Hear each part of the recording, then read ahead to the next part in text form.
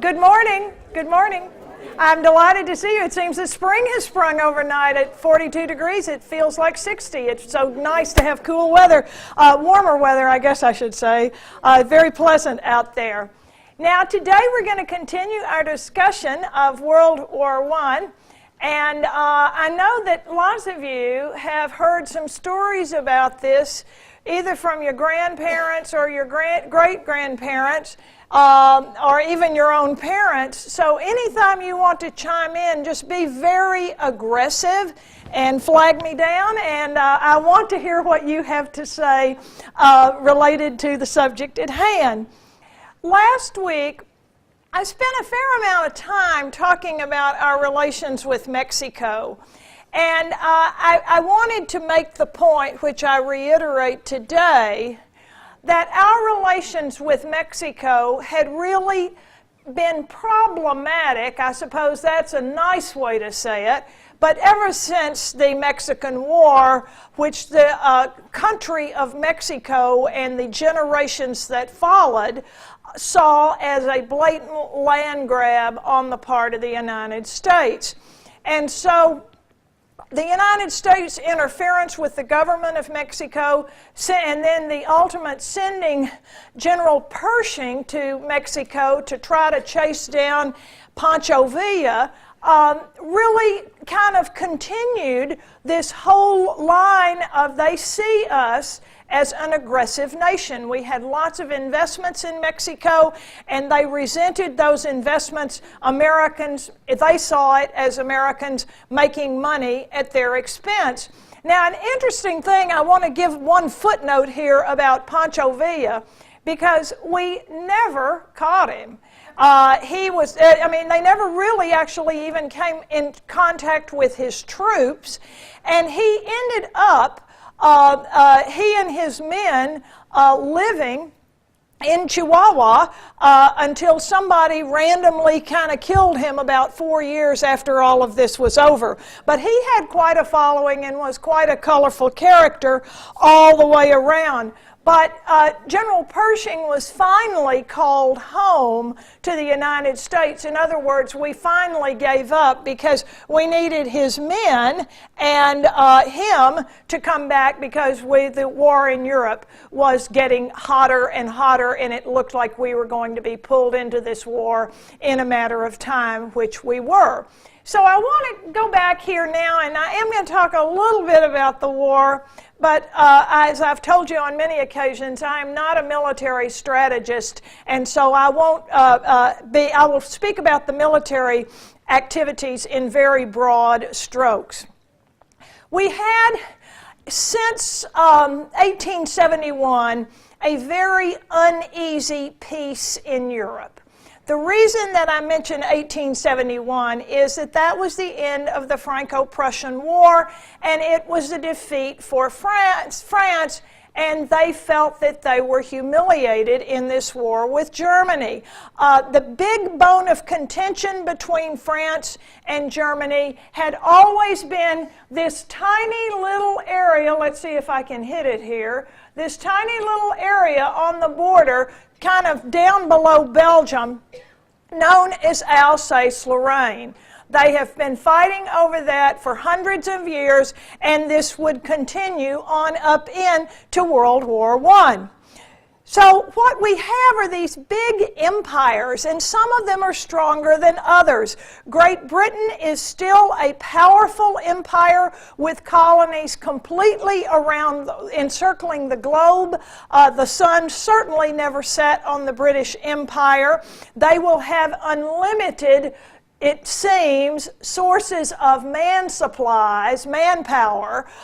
when we go into the war, because so many of the men that fight as British soldiers are from India or Australia or New Zealand. You've got lots and lots of the members of the empire fighting on behalf of Great Britain. Germany has united, and Kaiser Wilhelm II has a powerful war machine. He has worked feverishly to compete with the British Navy, and he has gotten himself in the position of being number 2. He has the second largest navy in the world, and he is dominating the British in terms of just the fast, rapid expansion of his navy.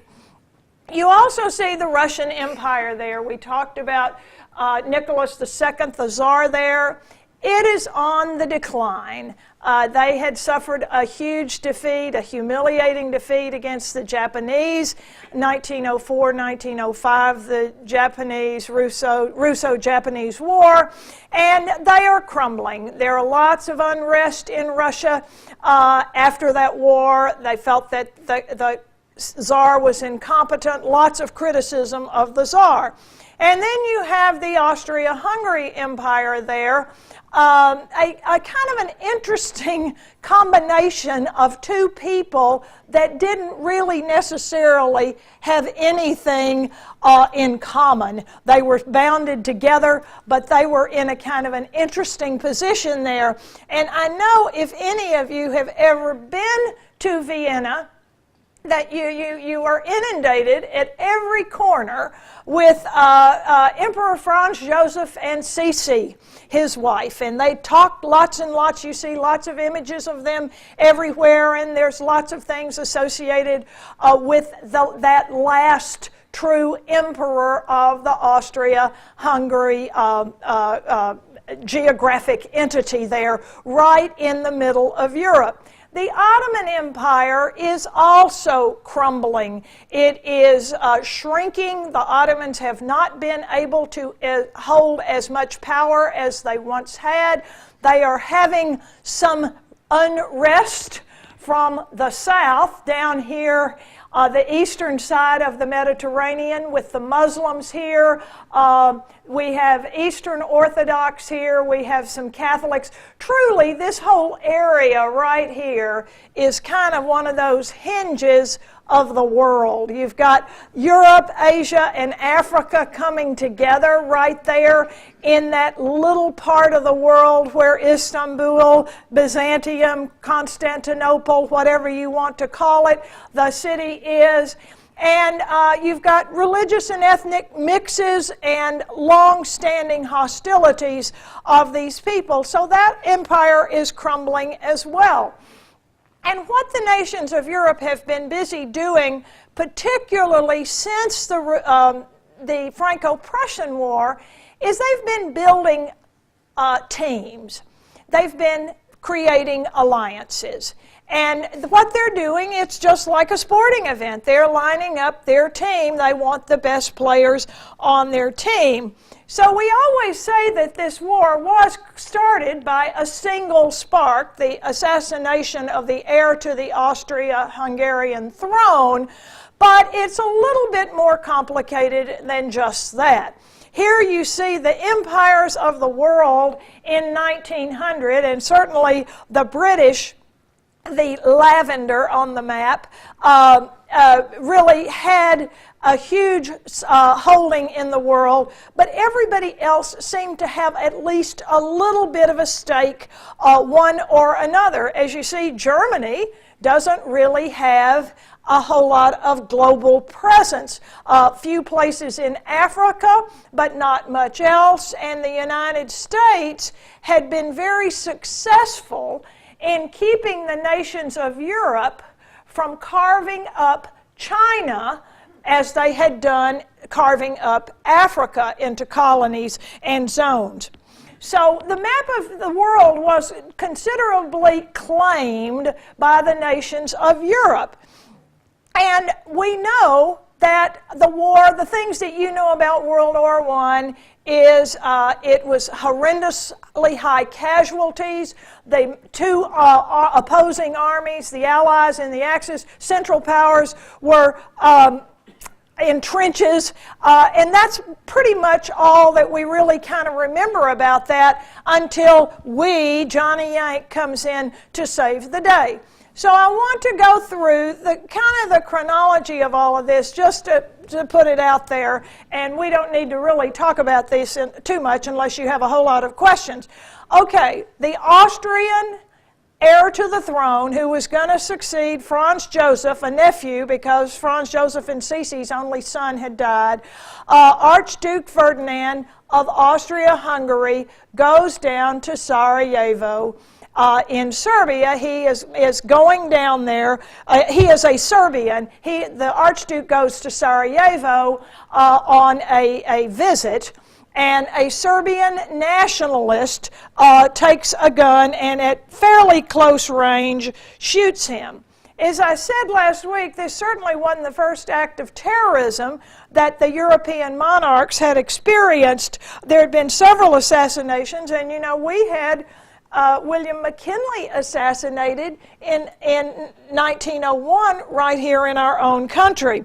And so when the shot was actually fired and the Archduke was dead, it really seemed like the event was going to pass. It really seemed like this was just kind of not anything to go to war about.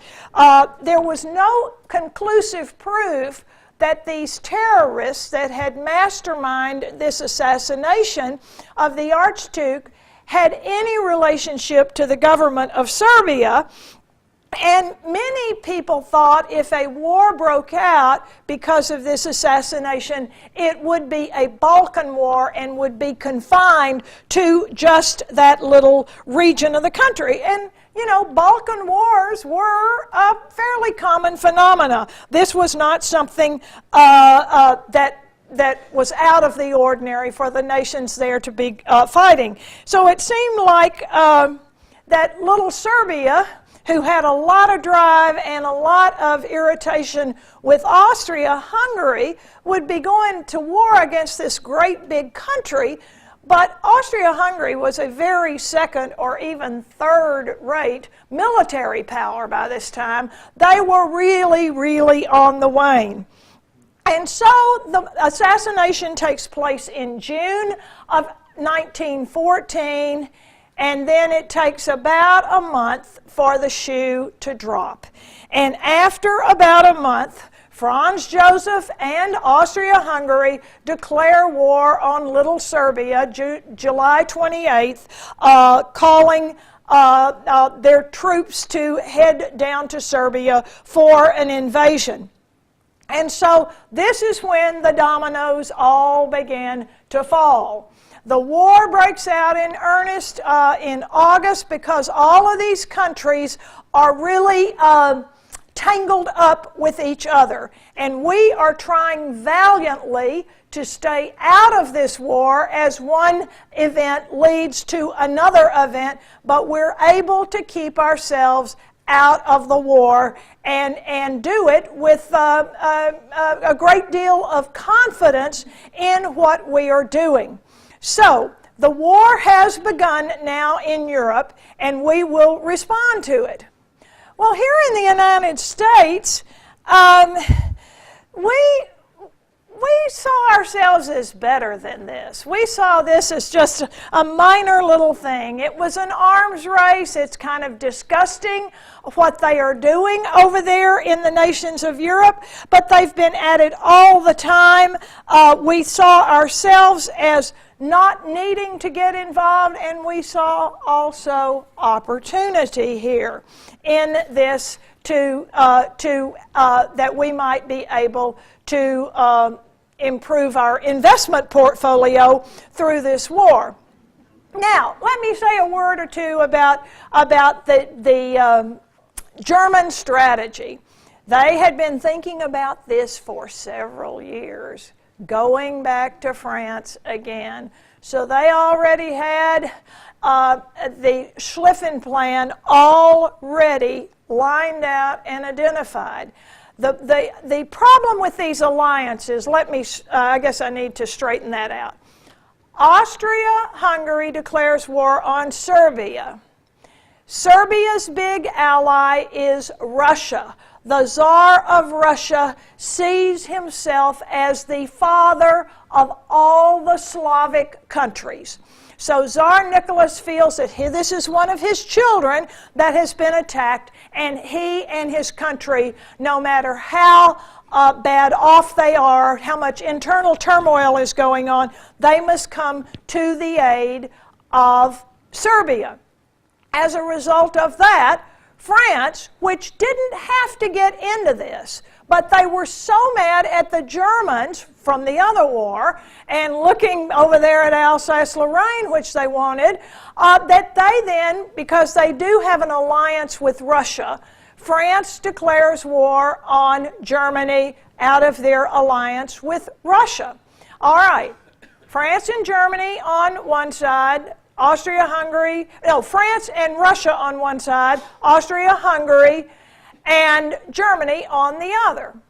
The British don't get really involved in this until the Germans decide to march through little neutral Belgium. So the war has begun. The Schlieffen Plan is getting ready to be implemented. Now what this is, Germany, as you know from the map, is going to be fighting a war on two different fronts. So what they're going to have to do here is they're going to have to, they're going to have their army divided, and so the plan is to march into France, march in and take Paris quick, and then you can send all of your army over here to fight Russia. The idea being that the Russians are going to take a little while to get themselves mobilized. Sure, the Russians have a great big army and lots of people, but the fact is it's going to take them a while to get themselves together. So the idea is we come over here and capture France within 6 weeks, and then we move over here to the other side and deal with the Russians. And so Kaiser Wilhelm sends word to King Albert of Belgium that he and his army are coming through. And to the entire world's surprise, but I think most surprised was the Kaiser himself, Albert says, no, we will not allow you to come through in our country. Treaties had been signed back in the 1830s that Belgium, that wanted to be a neutral country, would remain a neutral country forever.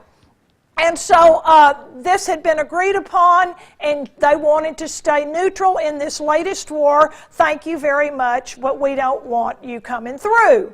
So the Germans politely said, or not so politely, sent the tanks, and they headed towards Belgium anyway. So it was that maneuver that brought the English into the war.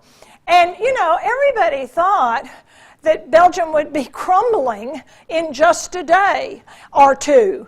And it was amazing the resistance that they put up. According to the Belgian Constitution, the king, the monarch, is also the head of the military. So King Albert becomes the leader of the Belgian military, and they put up an enormous fight against the Germans that surprised the Germans tremendously. Some books refer to this as the raping of Belgium. The Germans were aggressive, and the Belgians were determined to absolutely keep them out, and the Belgians were able to hold on long enough to get the British over there and to help them. But that did not stop the Germans. The Germans came on through anyway.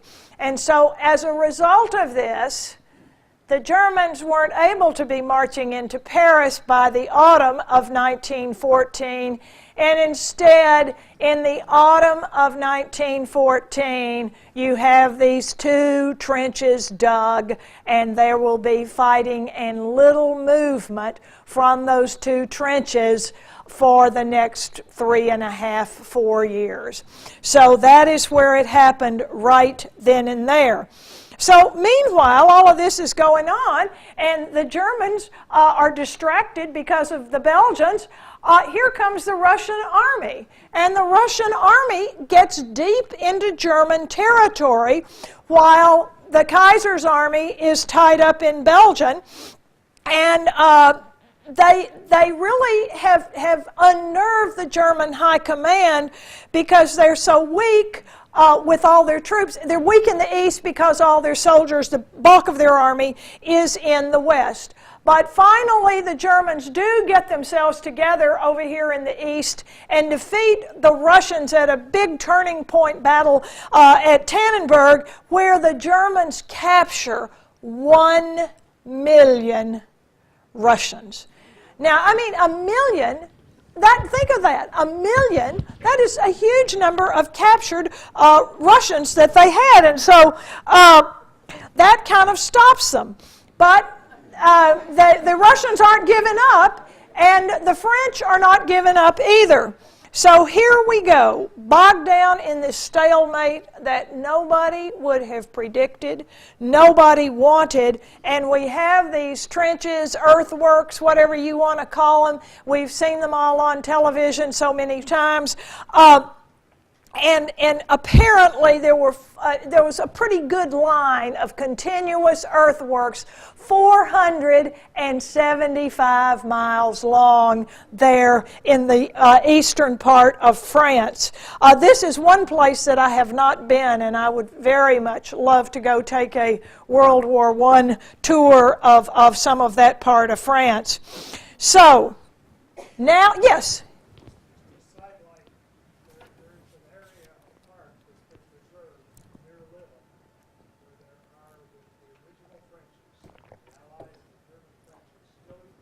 Oh, I would love to see that. And you know, some members of the history department at Tennessee Tech and the geography department at MTSU have been over there mapping for several years, and they finally found the place where they think Alvin York became a hero. And so that's been a fascinating thing to kind of pay attention to what they're up to, because they're using GPS and military records to go back in there, which I don't necessarily want to do that, but I do like to read what they've done and kind of go to those places. So I'm very intrigued by this. And on another note about World War I, all of you love literature. I mean, and I know because we talk books to some of y'all all the time. Some of the most beautiful poetry came out of World War I, and so I would just encourage you to go look at some of the World War I poetry. It's actually quite lovely. Yes? They told us at the Army Command and General Staff College that this was all characterized by the fact that it happened that the weapons of defense were highly developed and the weapons of offense right at that particular time were not. And so that's what made the trench lines stay static. Now, did you all hear that? He said that when he took the tour there, they said that the methods of defense were quite sophisticated and the methods of offense were not so sophisticated, which certainly makes sense. A lot of people have said it less eloquently than that and said that the generals running the war just didn't know what they were doing. So you can kind of interpret that however you choose to. But, you know, particularly the British and the French, they had a lot of people who were in high leadership positions only because they were a duke or an earl or had some pedigree, but not because they necessarily had any military skill. And I think that was pretty true in all of these armies, that the people making the decisions were not necessarily military people. So we bogged down in this stalemate. There is the bridge at Sarajevo where the Archduke was shot. There is the Archduke. Talk about funny hats. He is getting ready to step into this carriage. You know, for the longest time I thought this was the train of her dress, but it's actually the cover for the convertible. But I thought it was a dress with a grand sweeping ball there. So they were there, and this is the shot that was heard round the world as the world starts to crumble. So here in the United States, we're watching all of this. We're pretty disgusted. We're in disbelief here. It appeared, a congressman said, this dreadful conflict of the nations came to most of us as lightning on a clear day. We had long since made it our business not to pay any attention to this wars in Europe and the backbiting that went on between these countries unless we had some economic incentive to pay attention to it. People made jokes of all of the leaders, not just the Kaiser, but everyone. And the Americans took the idea that this, threats of war and these little things are going to go on over there indefinitely. What we couldn't quite rationalize was how these powerful, civilized people would apply the latest technology to slaughtering each other by the millions. And the technology was a huge factor here. And of course, everybody, I guess, kind of knows that whatever technology we have for fighting a war, medical technology is fighting the last war, the war before that one. So medicine techniques are developed during war often, and so our medical advancements do not advance on as quite a straight a path as do military advancements. So that's what the Europeans did. They started killing each other by the millions. We saw ourselves as above all of this savagery. This is those old world things. This is what you get when you have a bunch of monarchs together. This hysterica going on, these stockpiles of armaments. We Americans are above all of this. And never, ever had we felt so superior as we did hearing the reports from the battlefield. Yes? I might say that I'm lucky to be here. My father was one of the people in AustriaHungary that was in the Austrian-Hungarian army. He was a captain in the hussars, in the cavalry, and he served in the years from 1911 to 1918 as a hero in that war, as part of the Axis. Yes, the Axis. I have autobiographies of what went on similar to when you talk to me or talk to us about the trenches. I have accounts of that make me shudder to hear you talk about it. But anyway, I just wanted to point that out. Well, thank you very much. I'm a living remnant of what it is. I think we actually all are living remnants of something. I'm not quite sure what it is, but I certainly see myself as lucky to be here. You just look at all the things, the catastrophes that could have happened, the people on your family tree that could have been killed, and you do realize that it's a pretty amazing thing to be alive today, isn't it? So, at first, we are really quite sympathetic to the Allies. We are partial to Britain. As I think I said last week, we had lots of money invested in Britain. The House of Morgan, J.P. Morgan, had begun in Great Britain. The most powerful investment bank in the United States was the House of Morgan. And despite Wilson's disapproval of it, the House of Morgan was loaning money to Britain. They were conducting bond sales for Great Britain here in the United States. And Edward Stennis, one of the partners of J.P. Morgan, actually purchased $10 million worth of American goods, from guns to wheat, to send to Europe. So they were heavily involved in all of that. By 1917, which is the year we enter this war, the British owed the United States $2.3 billion. By contrast, the Germans had only managed to borrow $27 million. So contrast that 2.3 billion, 27 million. Wall Street had good reason to worry about the British losing the war because Britain owed us so much money. And so some Americans had ties to France. After all, France was our oldest ally. But I want to point out that other Americans were equally devoted to Germany and their cause. The National German League in the United States had 3 million members. They sponsored a very active pro-German propaganda campaign touting the superiority of the German culture, something that Adolf Hitler would continue touting. And they had a great partner. This is kind of an interesting alliance. All of the Irish Americans. Now, you know why the Irish were on the side of the Germans. And it's not because they both like to drink beer. It is because they hated Great Britain. I mean, they didn't like being controlled by Britain. And so Irish Americans were very eager to see, anybody of Irish ancestry was very eager to see Great Britain get what the Irish thought they deserved in all of this. That hatred had not died down.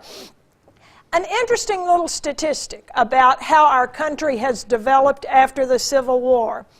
1914, the year the war began, 1 out of every 3 Americans, 1 out of every 3, either they were foreign-born or their parents were foreign-born. We had had that much immigration after the Civil War. Now that's a tremendous amount of immigration coming into this country. So we had Russians in this country, especially Russians and Polish Jews. Well, Poland didn't even have a country at this particular time. But the Russian and Polish Jews here, they had no sympathy for their country, Russia, because they had felt that they had been treated so badly there. And they felt that some of the Russian Jews had actually gone to Germany before they came here because they figured Germany would be a better place for Russian Jews than staying in Russia. And you know, there were a lot of interesting connections there in Vienna. There are a lot of investments there that I think particularly made Adolf Hitler mad with the Jewish population of Vienna itself. So President Wilson, he's above all of this. He insists on complete neutrality. Now, I thought I would take a minute here to talk a little bit about the technological advancements that we have rolled out here at the time of World War I. We have a little slowness in comprehending what all of this will do, but these things are making this war very bloody. We have a real revolution in ways to kill people. First of all were the airplanes. Airplanes had not been around for more than 10 or 11 years. And I mean, after Wilbur and Orville Wright jumped off that cliff at Kitty Hawk, people started making improvements on their idea. That's what we do best, is make improvements on something. I think we really do that well. And so airplanes are going to be used in World War I for the first time. Probably not to the degree that our popular imagination would have us believe, but there were dogfights certainly throughout the war, but the casualty rate for pilots was horrendously high. Supposedly, a British pilot, once he was at the front, had a life expectancy of 2 weeks. So your chances of living are not very good, and the French and the Germans were pretty much the same way. Now, you know, because the Alvin York story it has eclipsed everything else that every Tennessean has done, we've kind of forget that there are some other people who were actively involved in this. And one of the American generals when the U.S. goes to war is General Lawrence Tyson, who is from Knoxville. His son becomes a naval pilot and is shot down in the Baltic Sea. His plane is shot down in the Baltic Sea. And you know, he was one of those many. If you go to Finland or Sweden or Norway, they have some cemeteries where there are these pilots who got shot at and crashed on the land in Norway, Sweden, or Finland. So the airplanes were there, but they weren't necessarily going to ever win the war. Yes? Looking at this map, you look up there where Netherlands and Belgium are. Uh-huh. And it says the Netherlands remained a neutral country. But Belgium is affiliated with France. Well, And when you said the Germans marched through there, I just assumed they wound up being controlled by Germany. no, Germany just marched through. Well, the Belgians took the side of the Allies here. The Belgians took the side of them, and so but Germany never controlled it. They went right on through. So, and you see there Switzerland, Johanna, they were neutral. They managed to be neutral too, as did Norway and Sweden and Denmark there. I guess y'all have heard that story about that giraffe. I won't tell it, but asked me after class in the Copenhagen Zoo. That was in the New York Times yesterday. So I digress here. But nonetheless, poison gas was probably much more of an impact. It was much more effective, and this is the first time we've really used poison gas. Victims suffered horribly from this. At one of the battles in April, 5,000 soldiers were killed, but another 10,000 suffered from severe lung damage from the poison gas. It was unreliable as a weapon to some degree because they would spray the gas, and if the wind was blowing, you know what would happen? It would blow right back on the faces of the people who were using it as a weapon. And then they were creating, manufacturing gas masks as quickly as they could, but some of those weren't particularly effective, and you got to have your gas mask handy and get it on your face before your gas mask is going to do you any good anyway. But eventually that creates a market for gas masks as well as this poison gas. The machine gun really becomes the symbol of the war. It made assault just mass killing here with being able to use this. We had these 2-man machine gun crews, and 2 men with a machine gun had the firepower of 100 men with ordinary rifles. So, at the Battle of the Somme, which was in July 1916, 60,000 British soldiers were killed or wounded, most in the first half hour of this horrendous battle. The statistics of these battles, the various battles in Belgium, Verdun, the Somme, what happened in the Dardanelles, the numbers are staggering any way you look at it. When the Somme campaign was over, nothing had changed, nobody had won, nobody had lost. British losses, 400,000, French, 200,000, Germans, 500,000. And the machine gun, more than anything else, contributed to that and created this kind of defensive stalemate that they had. It was amazing how much damage those machine guns did when on both sides of the war being fought. The British had developed the tank. And the tank was very effective in neutralizing the Germans' machine guns. As these armored vehicles with treads, they can move anywhere. They can go up and down ditches, trenches. They can do almost anything they can. They can move almost anywhere, and it's great protection. Now, the casualties sickened us here in the United States. We heard all of this, but a lot of this war is fought at sea. It's not just these huge land battles in the trenches. A lot of it is being fought at sea. And so, since Britain and Germany have these huge navies, and France has a pretty good-sized navy. They had more ships in the Mediterranean than anybody else, the French did. The British pretty quickly proclaim a naval blockade of Germany. Now, you see, a naval blockade of Germany is you're going to kind of have to put some boats right up here, the Baltic and the North Sea. You're going to have to put some over here. And so it was somewhat difficult to implement, but the British decide to put this blockade there. Now, this is going to become a big issue for us as Americans because we are really selling to both sides in one way or another.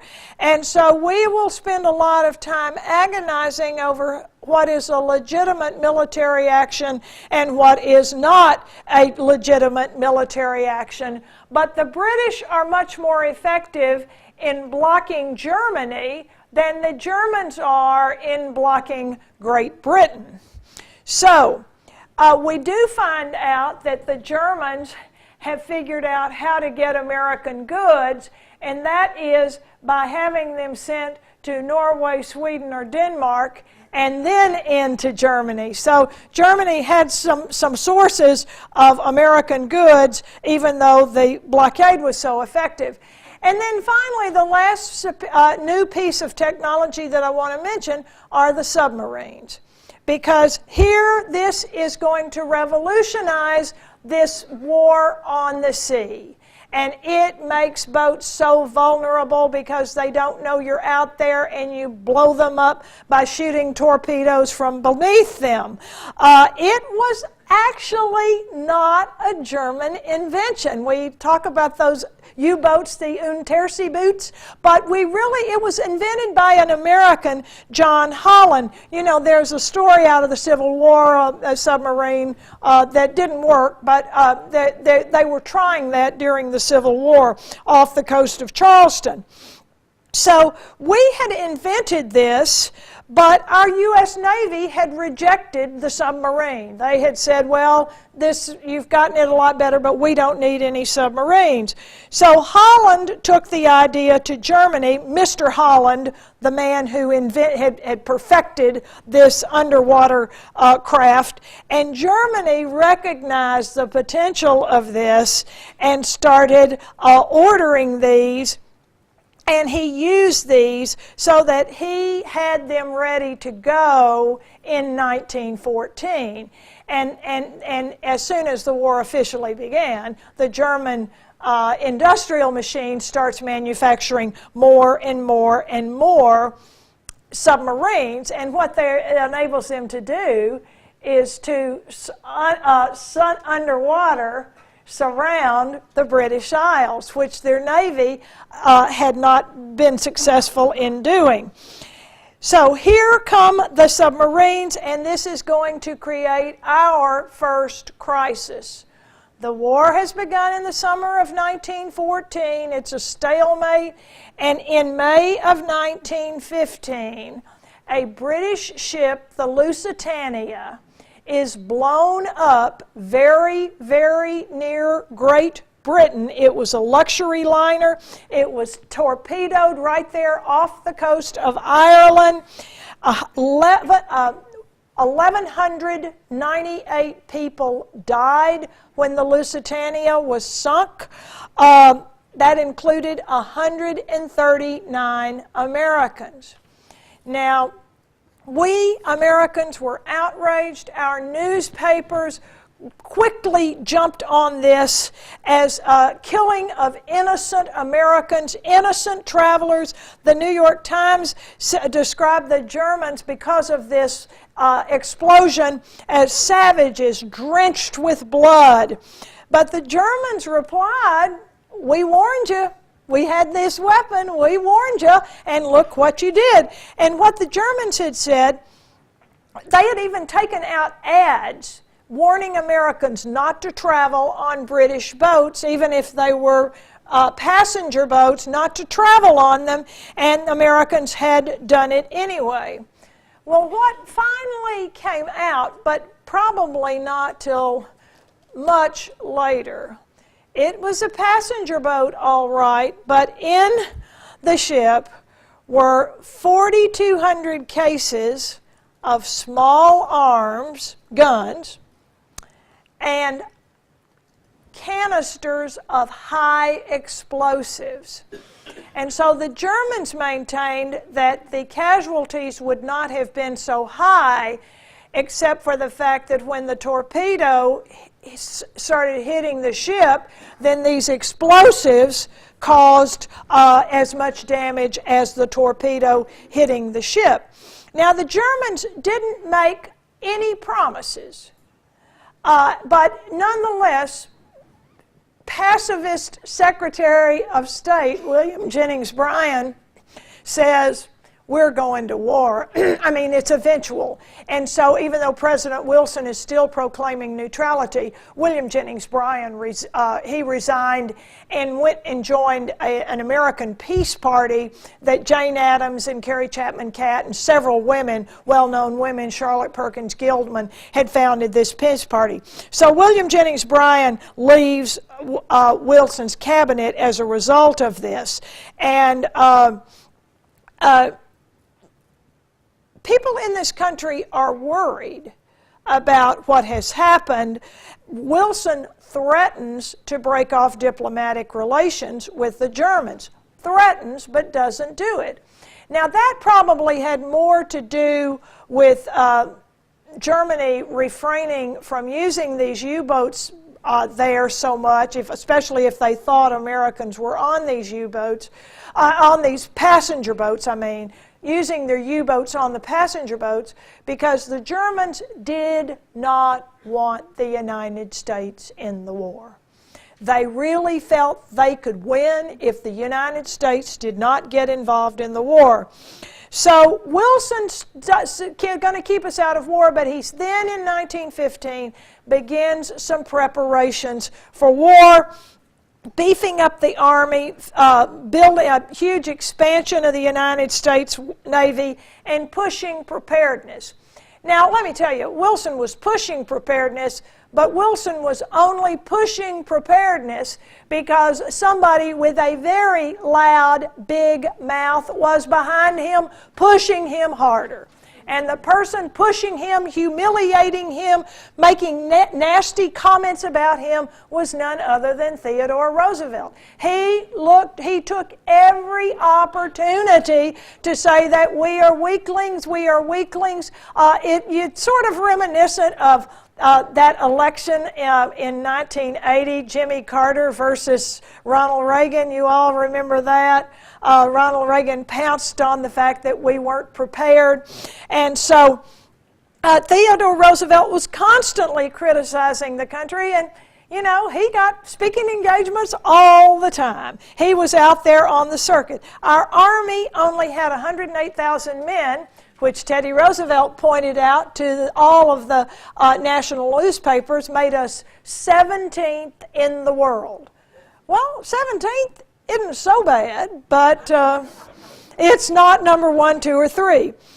And our Quartermaster Corps, that's the group in the Army that provides all the supplies, the Quartermaster Corps had resisted until the war began using that new technology, pickup trucks. So they had just started using trucks. They thought hauling it in a wagon was sufficient. So Wilson made lots of jokes about the quartermaster being unprepared and unwilling for war. He pointed out, now where he got his statistics, I don't know, but he said we only have 2 days worth of fighting materials, ammunition, if we use cannons, and the cannons we've got to use are obsolete. So Wilson had to put up with Theodore Roosevelt's talk all the time. And you know, we Americans have this habit of every 4 years having an election. And so here it is, the Lusitania has been exploded, but the U.S. has stayed out of the war, and Woodrow Wilson is running for re-election. He is not confident that he can win. He, like everybody else, knows, that the only reason he had become president was because the Republican Party had split between Taft and Roosevelt. And even Roosevelt, although he never admitted he was wrong, Roosevelt quietly said he was not running and would not be a progressive candidate for president. He would support whoever the Republican Party nominated. So what Teddy Roosevelt wants to do is find somebody to run who's as militaristic as he is, and he finds Justice of the U.S. Supreme Court, Charles Evans Hughes. He is a Republican from New York. He had been governor of New York, and Hughes has a lot of the views, it seems, that Theodore Roosevelt held about the war, and so the Republicans will nominate Hughes to be their candidate for this election. So this is one of those elections that is so close that it takes days for the turnout to be, the final count to be actually seen. On election night on Tuesday, Hughes went to bed thinking he had won. They were waiting for the western states, go from New Mexico west, to come in, and the votes were very slow. But the only one that was really a factor, it would seem, would be California coming in. And so on Wednesday, those western states began to trickle in. And it was 3 electoral votes here and 4 electoral votes there and 3 more another place. And those little chips began whittling away at Hughes's lead. And so it wasn't until Friday, the election's on Tuesday, it's not until Friday that it is an absolute certainty that California has in fact voted for Wilson, and that Wilson will receive California's electoral vote. And even then, with that paper-thin margin, Wilson dragged his heels for a few more days before he called and conceded. But the electoral count was 277 to 254, and it was just the narrowest of victory. So Wilson goes to Congress with this victory in the election, and he goes to Congress and says, we need to mediate the end of the war. And he talks to Congress about this. He wants to propose how this war can be mediated by the United States. He starts talking immediately about peace without victory, peace among equals, and he is talking loud and clear a lot about let's us bring it to an end without having to send American soldiers over to Europe. Well, he will not be sworn in until March of 1917, and in January, a telegram is intercepted by the British. I think I've got a picture of the Zimmerman telegram in here. Let me see if I can get to it. There's the Lusitania. There's the election map.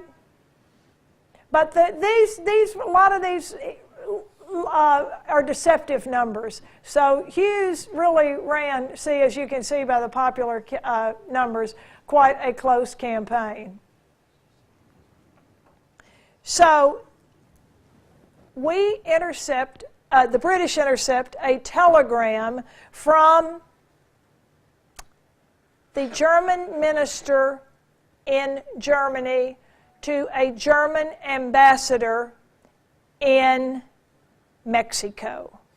And what this Zimmerman telegram says, I know I put a picture of it in here. There it is. See how it's encrypted here? The British are able to translate this.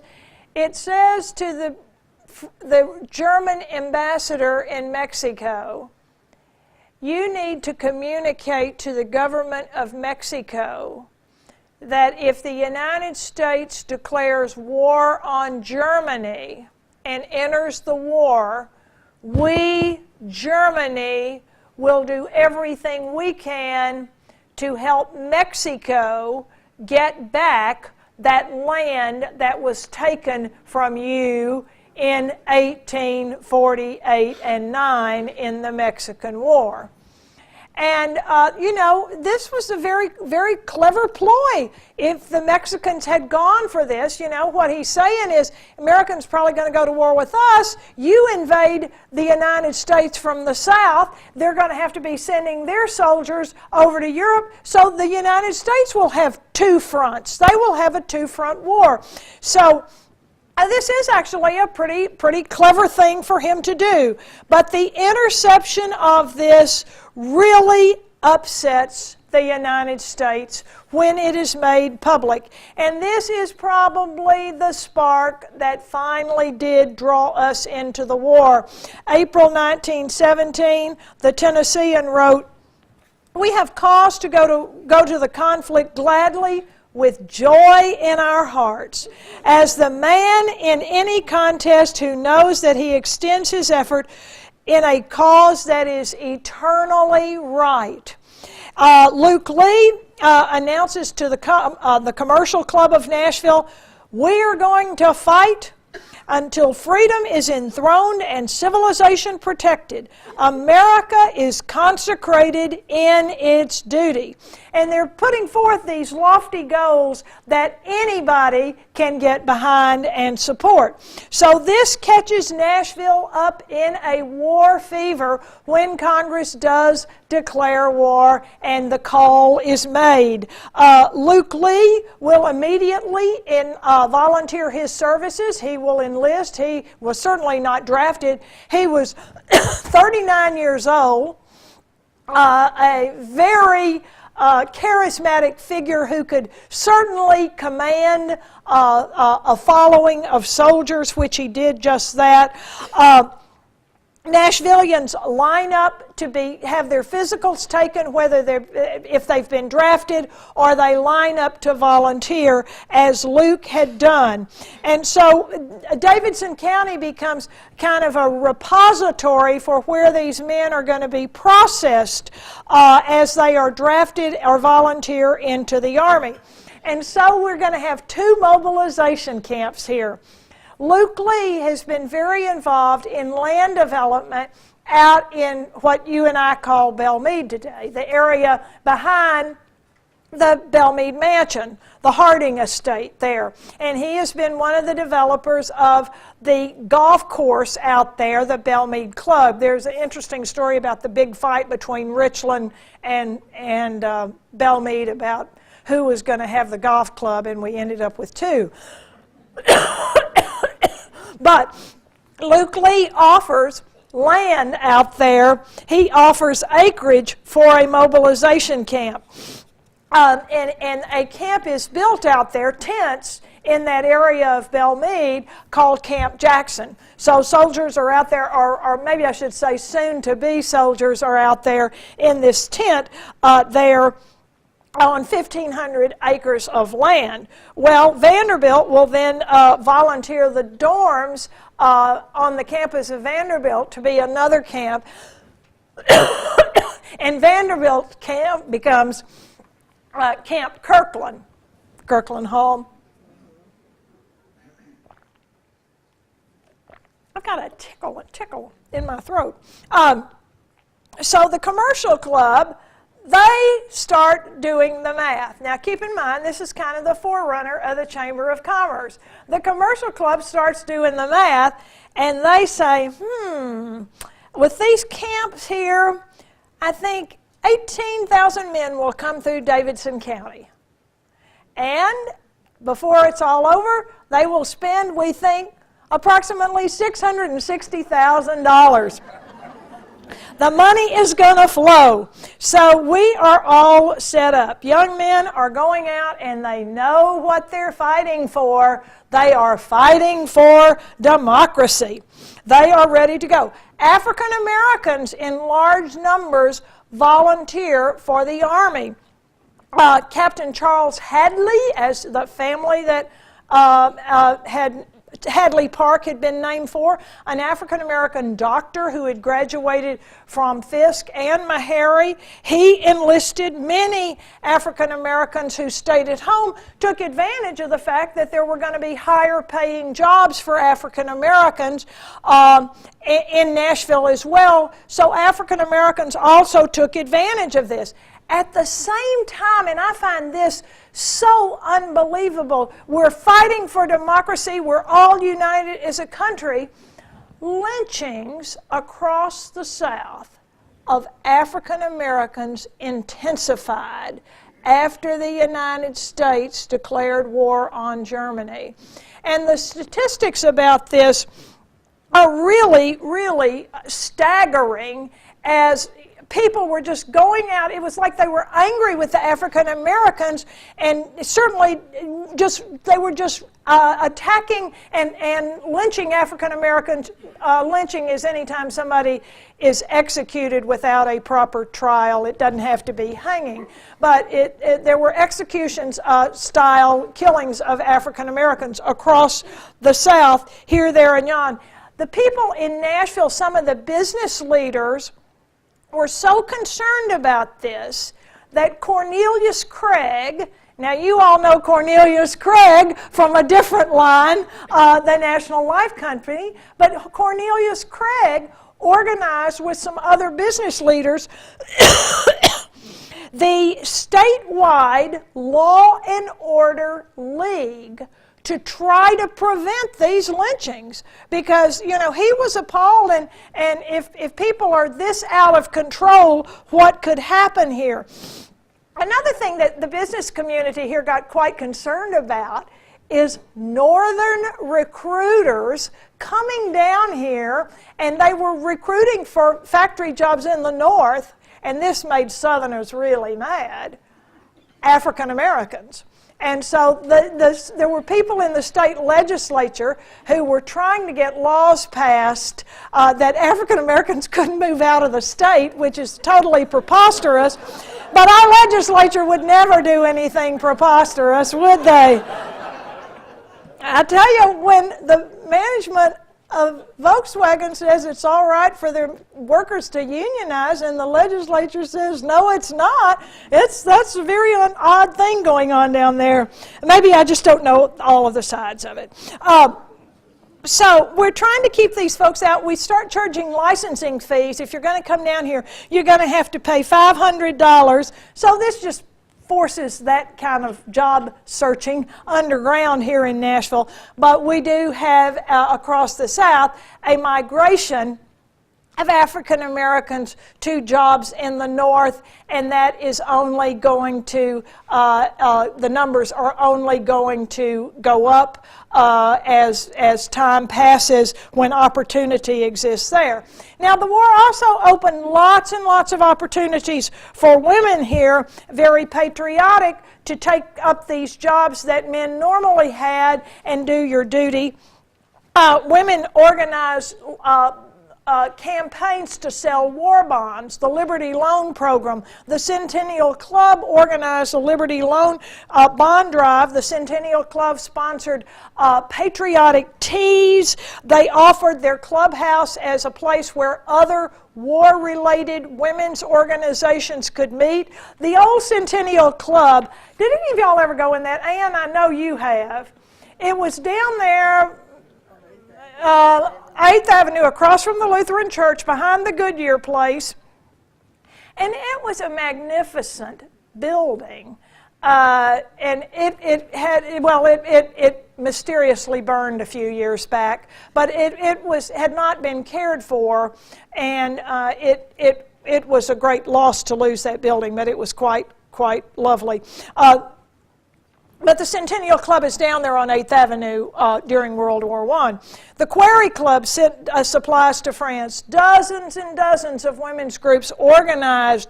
There was a surgical dressings committee, an Army Comfort League. Margaret Lindsley Warner organized the Comfort League, and so they supplied books and entertainment for the recruits that are out at Camp Jackson in Belmead, and I'm sure that was great fun. The YWCA is in their new building downtown in Nashville, and they are organizing various social affairs for these men who are in town to be moved out to the front. They also help run a Red Cross nurses training program at the YWCA, and they are trying to give women, they also start a jobs program trying to train women for some jobs that women ordinarily wouldn't do. So we have organization everywhere along the way here. Women are doing everything. And a lot of the women who are doing this are these women like Ann Dallas Dudley, Kate Birch Warner, Catherine Kinney. They are Nashville women who have an ulterior motive. They want the right to vote, and they are thinking if we can really show how much energy we've got to help win this war, that the country will appreciate our efforts, and when the war is over, we will surely be given the right to work. Now, meanwhile, once we go to war with Germany, Americans and Tennesseans and Nashvillians become very anti-German. Billy Sunday, the great revivalist who had made his name by a former professional baseball player, he had made a name for himself by fighting that demon alcohol, and in his revivals he was very acrobatic. He would pick up a chair and he would be using it to fight the devil, rum, and he was also doing all sorts of things. Well, he drew standing only crowds because he was so physical and in his presentation. So he's in Chattanooga in December of 1917, after the U.S. has gone to war, and he's going to put this in his sermon for sure, one way or the other. I know how it will end. I know that God is on our side, not on the side of the Germans who perpetuate such crimes as the Germans have. And he is attacked on stage in Chattanooga. Now imagine this. Here's this preacher, standing room only, a lot of carrying on going on. He goes after the German. 3 pro-German Chattanoogans come in and go up on the stage to attack Billy Sunday. And the newspaper, the Chattanooga Times, referred to these men, these 3 Germans, only as the allies of the Hun. And so, mercifully, as the audience is crying, lynch them, lynch them, lynch them, the Chattanooga police arrived just in time to save their hide. I guess in Billy Sunday's too, for that matter. Cincinnati, Ohio, fired the conductor of the symphony because he had a German surname. He was arrested by the military authorities. The Knoxville, Tennessee School Board declared that German could not be taught in the schools of Knoxville any longer, nor could it be spoken. The Tennessean editorialized about the war and the Germans, and the Tennessean went off after the brewers. All the breweries were owned by Germans. The Tennessean wrote, "The alliance between the Brewers' Organization and German-American disloyalty has been the closest, and the interest of the one are the interest of the other. The brewers of this country are almost entirely German or of German parentage." And so we're going after the Germans, and this creates a little bit of a problem because we have a very active and substantial Lutheran church down there on 8th Avenue. And the first Lutheran church was still having their services in German. So the church there becomes very wary of what they are doing, and they will start having their services in English. They do everything they can to keep from being the center of attention here in Nashville. People are looking for spies under every chair, behind every tree. We know they're Germans everywhere. I mean, it seems to me from what I've read, it must have been like the 50s when we were looking for communists infiltrating everywhere we went. And so it is that Nashville does do quite well as a city financially. The DuPont Company, headquartered in Delaware, received a very large government contract to sell the government, the Army, and the Allies in general, gunpowder. They had been producing gunpowder since the very, very early days of the company. The company had been started in 1803. They've had government contracts ever since. And so they promised to start selling gunpowder, providing it for the Allies. Yes? Did the soldiers in these camps eat meat that came from Neuhoff? That's a good question. Did soldiers in these camps, like Camp Jackson, eat meat from Neuhoff? Don't know. That's an interesting question. I will see what I know. Do you know the answer? No, I was asked a question about the dates of everything so you could tie it together. Okay. For instance, I'm looking at dates up there that don't make any sense. I see one which says this came in the beginning of 1908, I believe. Well, it actually was received in 1917. And I don't know what that date is there. See, right here it says January 1917. I'm not sure that what you see, I'm not sure what the 08 is, but Barbara Tuchman has a book about this that somebody told me they had read and loved. Libby, it may have been you. The Zimmerman telegram, everybody says, is full of information about that. The real question, when did Russia drop out of the war? They dropped out of the war. They began sort of dropping about 1916, and they drop. They really are completely out by the time we get there. Did that have any influence on our politicians getting some backbone about getting in? Because now the balance of power in Europe has just changed drastically. You know, that's a very interesting question. Did our politicians, when the communist revolution took place, did that sort of startle our politicians? We certainly were aware of communism as a threat to us. You know, we certainly saw that as something to be worried about, but we felt like, I guess at this point, that we could go over there and win the war and come out on top. That was more my question. Wilson was dead set against ever going to war. It was, just a slaughterhouse of everybody. Okay? All of a sudden, you saw the balance of power change. And it appears to me he changed his mind coincident with that, saying, let's get on with the winning side. Well, and this is what Wilson did. He's under pressure to get in the war, but he's got to reconcile going to war with his very religious Christian principles.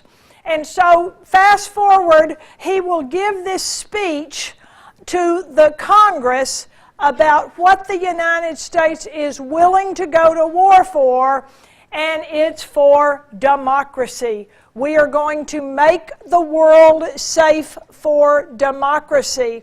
And so it's this sort of preaching, we're gonna fix everybody. And I will begin next week with the 14 points, this speech. You can go online and read the 14 points, but he had the whole war ended before we ever got in the war. He has outlined how this war is going to be won by us.